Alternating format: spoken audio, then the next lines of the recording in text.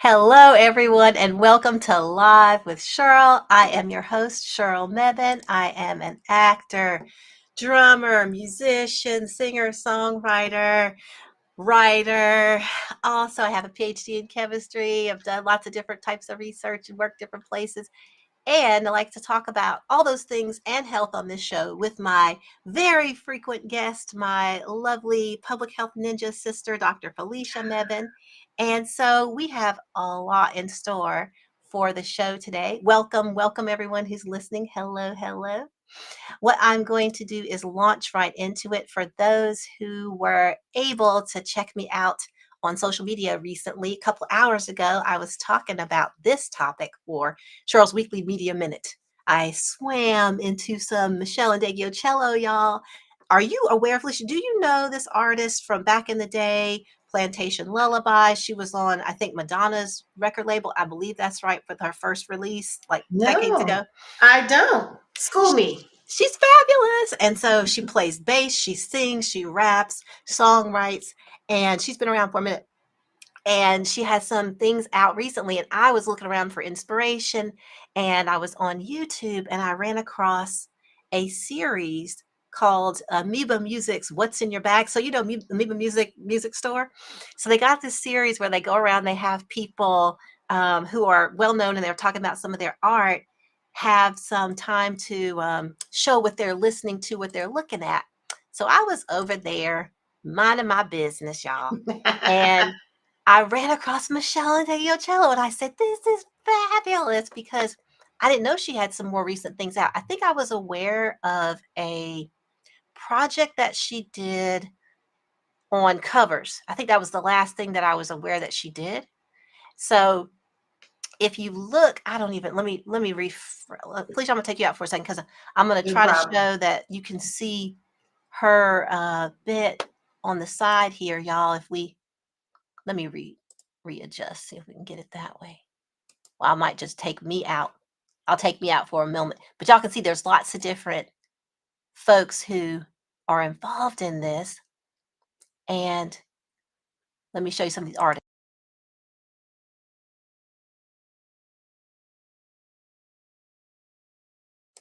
I think I don't have as much flexibility, y'all, on reshaping everything after after we get it going. So let me end this sharing. Okay, so we're back. I was saying I don't have as much flexibility with reshaping all the screens and stuff once we're going. But Mhm. so I ran across her. And so she has some things out, I think maybe earlier this year, that I have to check out. But this What's in My Bag series was, what is she inspired by? She listens to so many different things. And I knew about 2/3, maybe half of the artists. So I was like, oh, this is great. Like her taste. And then she's not just talking about the singing. She's not just talking about the bass playing or the music. It's also the production. It's also, Mhm. how did that artist come to do that work? And as a fan of that artist, or someone who Mhm. just was a new fan, she might say that she was sort of interested in this, but what about that? And just listening her thought process was fascinating. Oh, And she that's great. I'll also have to has, check her out. yes, she's Yeah. great. And she also has just the best voice. And she didn't just talk about music either. She also talked about other things that were inspiring her for storytelling and just being a good human. And I think you'll like it. I think also she just has a wonderful, not only singing voice, but just speaking voice is sort of lower, but it's still really Mhm. soothing. And I was like, ah, you're so inspiring. So that's what I was getting into, because I am going on toward a more music heavy part of the year for me.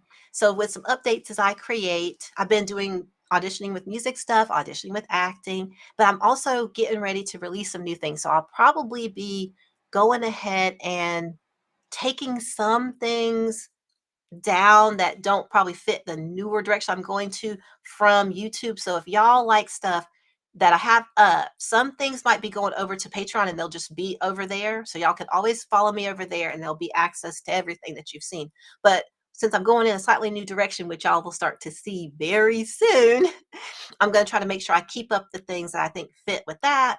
It's still all just, music that I love, but you know how it is when you're serving up something new, you want it to make sense.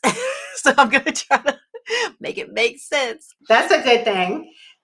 Yeah, For because things to make sense, yeah, sometimes people go on a journey as an artist, and it can get confusing if you join them halfway through the journey. You're like, "How did we Mm. get here?" Like, I'm new to this, so help me out. So I'm trying to help people out in advance, just planning that out.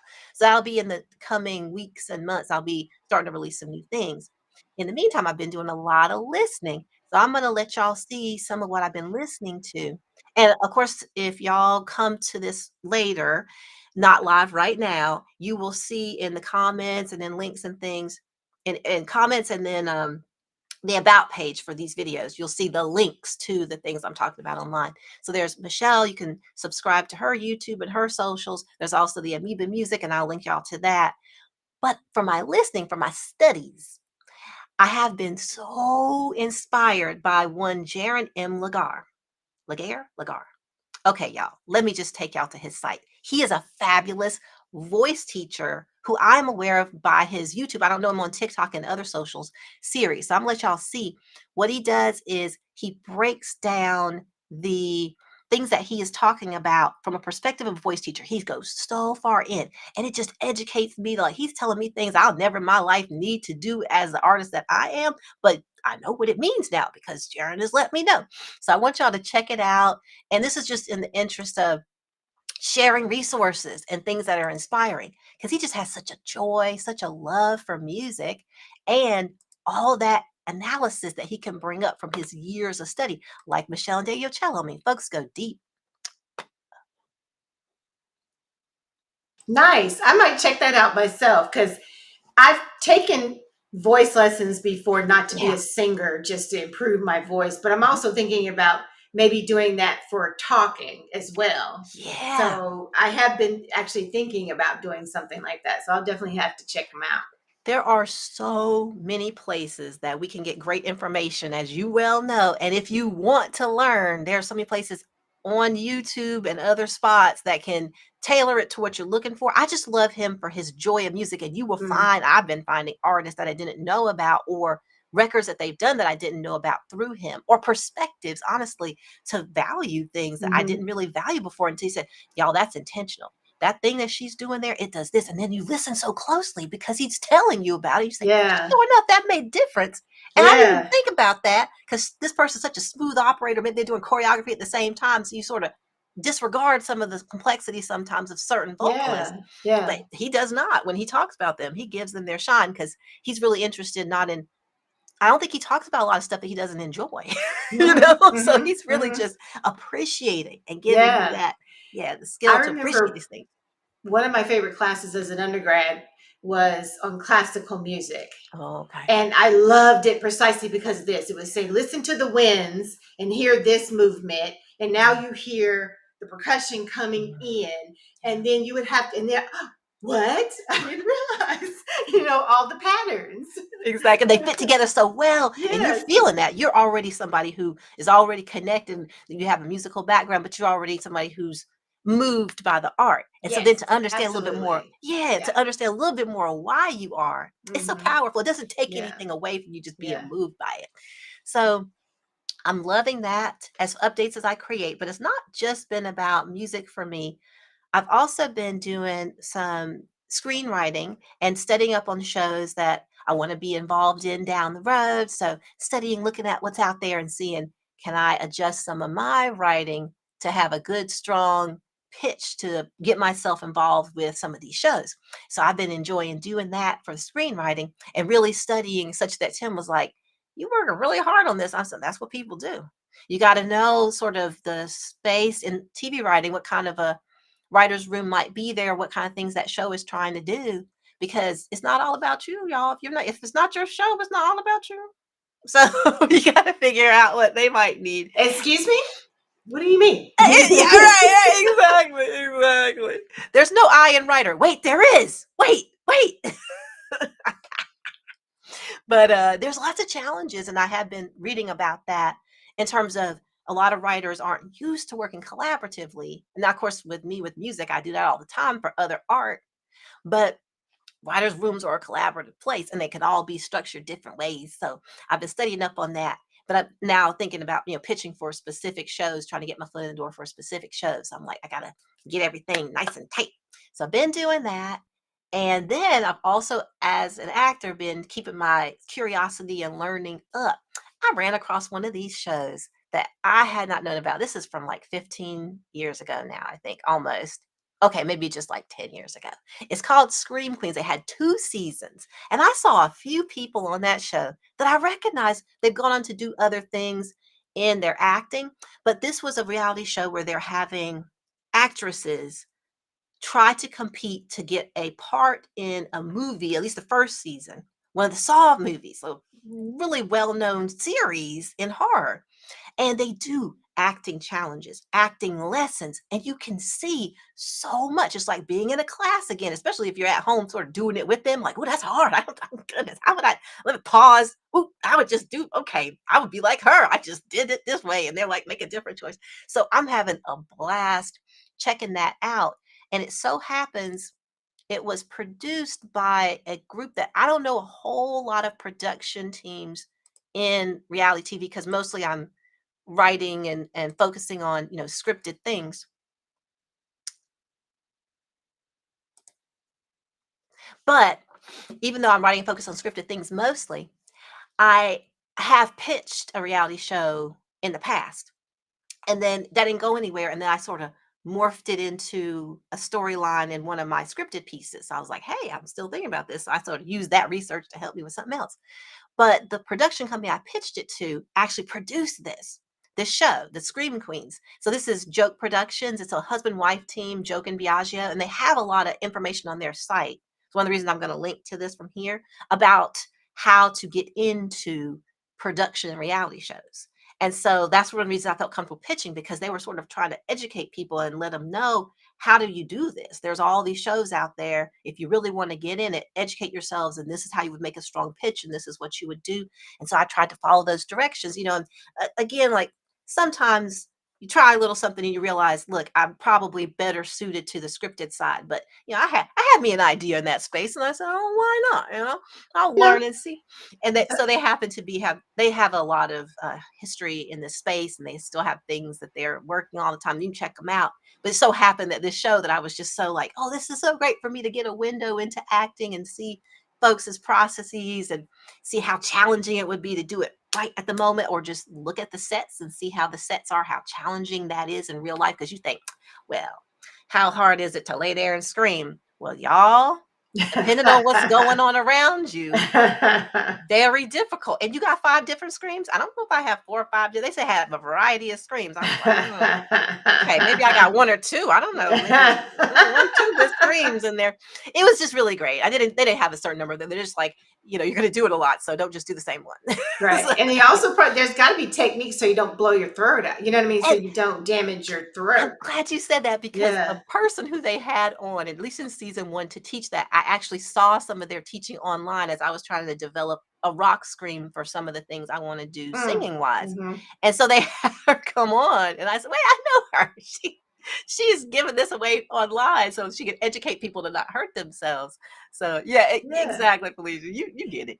Yeah, You one get of it. the things that I love to do is sort of explore, down the rabbit hole because you were saying you saw someone and then you've seen them in later work. So the one of the women who was in the PhD program that I was in, blah blah blah, years ago, um, her brother was in the entertainment industry, and he worked with Parker Posey, Oh yeah, and yeah. we went down to we were in Boston. We went down to New York for the opening of the small, independent film that Mhm. one of her first projects, and Oh, I was able to that's meet cool. her. Oh, And that's then, cool. That's 10 cool. years, what? She's doing awesome. So, guys, go out, try some different websites, Yeah, meet some people. You might find someone early in their career who, yeah.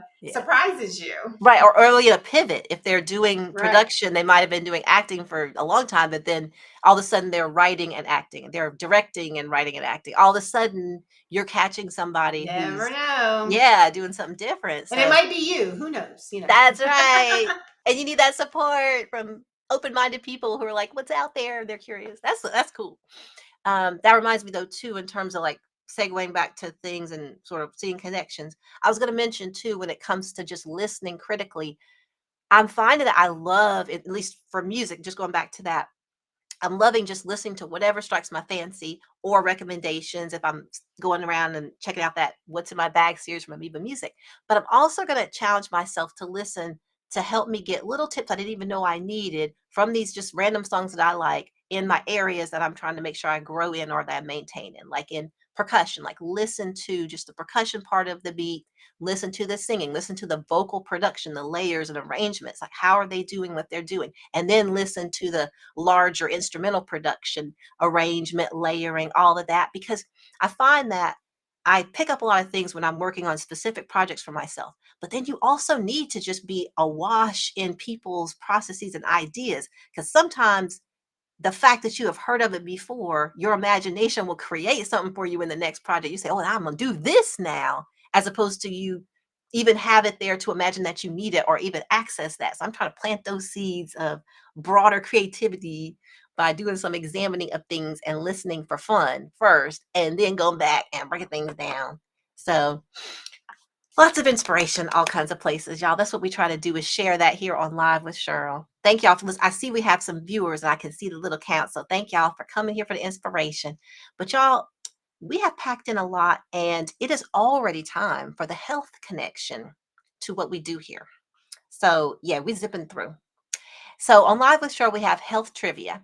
And I will let y'all in on the resource it comes from later. But let's just go ahead and get into it. And I'm going to give y'all a little bit of entertainment, a little bit of music while y'all read this. This is just a little percussive bed of the next thing I'm going to be doing, just to tease y'all, just the little scraps of just maybe a little organ here, or maybe a little percussion there. While you check this out, I'm going to play that for you. And I'm going to I'm gonna take Felicia out so I can put this other screen in and get us some bed of music here, y'all. Okay. And I'm gonna do that, and then we'll have the music give us a little countdown time, so y'all have some time to get yourselves together on exactly what y'all gonna suppose and guess and believe is the answer to this. So here we go. A little bit of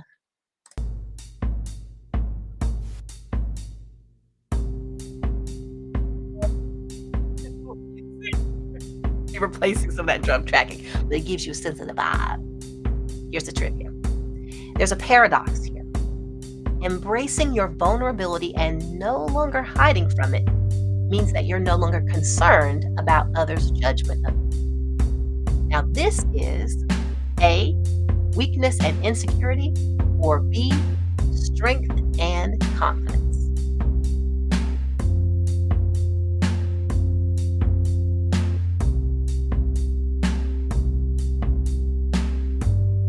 Now let us know. Oh, we have two answers. Ooh, okay, very exciting.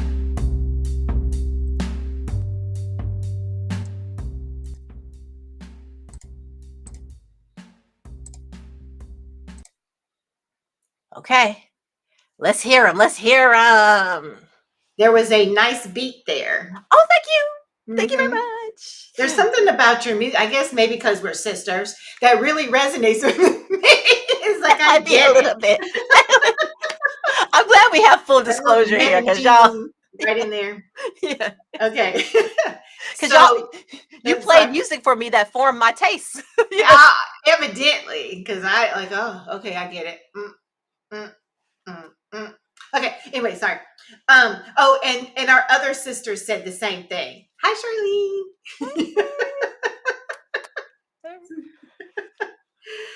thank you. So the answers that were provided are both B. Yes, awesome. This is great, and I actually have two prizes, and so this works out very well. So I would like to know, because yes, indeed, y'all are right, what y'all would like to hear more of after we go ahead and read the fuller, this is from Psychology Today, complete idea. I was really interested in this vulnerability and confidence kind of interplay, myself as a creator, but people think about this in terms of vulnerability and confidence, in terms of leadership. They think about it in terms of vulnerability and confidence in relationships.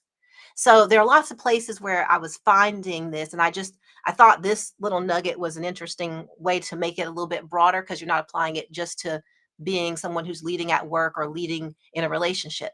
Just exploring that is a strength and it's a confidence that comes from embracing the vulnerability. And if you think about the embracing of it as meaning that you're no longer concerned about others' judgment, I thought that piece was very powerful. The linking in there of others' judgment, making it explicit. And I thought, okay, in a lot of settings, we're wanting to connect to others, but then having that space where you are still really interested more so in maybe some authenticity more than only bending and adjusting and sort of prioritizing others' judgments. I thought that was powerful, because you want to be able to be in connection in art, in relationships, in a workspace. But it just, to me, calling out the no longer concerned of others' judgment. That didn't seem to me to say, okay, you're going to seem way away from being connected in that. Because if you look at the resource, it's not about that at all. It's not about arrogantly focusing on yourself, I don't think. And I don't think anyone, when they're talking about vulnerability, they're actually not thinking about in isolation. No, you're sort of thinking about vulnerability in some type of dynamic with another, but not then being too quick to shut down what you need to let out or what you need to be honest about because you're worried about others' judgment. What do you think, Felicia? What you think? Yeah, I mean, well, first of all, vulnerability makes you stronger. But anyway, um, and so I was really trying to get to how they got to a lack of of the concern of others' judgment. But if I think about it, almost by definition, if you're truly vulnerable, you can't be vulnerable and be concerned about other people's judgment, because you will resist and you'll block yourself off. So if you're Right. really going to embrace it, then that means you're not caring. So I was like, okay, I can get that. Yeah, and Yeah. I'm not saying I have a nuanced way that I'm remembering exactly how they got to it, but it just Mhm. struck it for me that Yeah. that was a key component to call out that concern of others' judgment. And in operating in art, of course, I'm thinking about the audience and I'm thinking about clients, because it's the art business that I run, Yeah. but Hmm. also I got to just be true to what is in me that needs to come out, as in like Hmm. playing my position in the world, like really knowing what path I'm on, what I'm supposed to be doing with Yeah. me just in Well, the and universe. one of the things that someone said that really struck with me is that perfection is the, what is it? Is the enemy of the good. In other words, sometimes people, like, let's say you have a website or a podcast or something, you're waiting until it's like just as what you want, and then you end up taking 4 years. And if you would just let it out there, just be vulnerable, let people judge it, whatever, doesn't matter, you're more likely to make success. So you don't want to wait. Mhm. They would said if you're waiting until it's too late, if you're waiting until it's a good product for certain types of things, you want to put it out there, let people share feedback and everything, and then it Right. evolves as it needs to. So Evolves that's and you another way of being vulnerable, is putting something out there before you think it's ready so that you can make progress. exactly. So you can learn. That's one of the things that they were emphasizing in these other resources that I saw. If y'all do vulnerability and confidence searches, they're explicitly talking about for leadership, you're wanting to show and make very clear that you're on a learning journey. Right. So that's explicitly what you're talking about, getting feedback, developing, learning, growing. Hmm. So I need to know, y'all, because we're going to wrap up live with Sheryl here pretty soon. I want to know from the two people who got the answers right and right, just right on. Would y'all like to hear first? I would want to know, would y'all like to first hear another little snippet of our Live with Sheryl theme that I then put like a trippy little visual with, or would you like to hear more of that little embed lower drumming little tease of the next thing I'm going to be releasing? Because I also put a trippy video with it. So essentially, I think I got these little trippy videos. It's just like you push one button on the effects and something cool happens. Y'all, it's not that complex. But I was just having fun pushing that one button. So I want to know, do y'all want to hear more of this little strip down kind of thing and see more of the visual you saw already? or which one do you want to hear first? Because there's two people. So if y'all only want to hear one of them, if y'all agree, then we're just gonna play that. But if you disagree, then one will go first, the other one go, and So then give us another A or B. A or for the B, option. exactly. Yes. A, keep hearing what you heard and watching the little trippy thing as we close out Live with Sheryl, or B, hear Live with Sheryl theme and watch a different trippy thing as we close out Live with Sheryl. Which I want. Or A, one. Or one or two. So one or two. One, what we y'all have a heard vote for before. one. You have a vote for one. Well, that's Yes. what came in first, y'all. So we're going to hear some more of There that. you go. And then if the second person wants a vote for two, let me know, because after that plays, I will play two. But y'all, it's been a lot of fun having Live with Sheryl. Be so lively as usual. And I want y'all to know when we're going to be next, because it's season 2, new season, new Sheryl. So we have twice as much Sheryl. We're going to have another Live with Sheryl in 2 weeks. Hope to see y'all then, November 16th at 8 p.m. Eastern Standard Time. And as usual, follow me on social. For some of the places where you'll see this, we're not seeing the comments right away. So I'll go online and say hello to y'all. Thank you, Dr. Felicia, our public health ninja, curious soul who connects to other creatives in all kinds of creative ways, is learning and growing and being vulnerable about said journey. And thank you to y'all who participated and gave fabulous answers. Is there another response? We just got the one. Y'all, let's just go ahead and listen to a little bit more of my just little hints of the next music. And y'all take care. See you next time. Bye.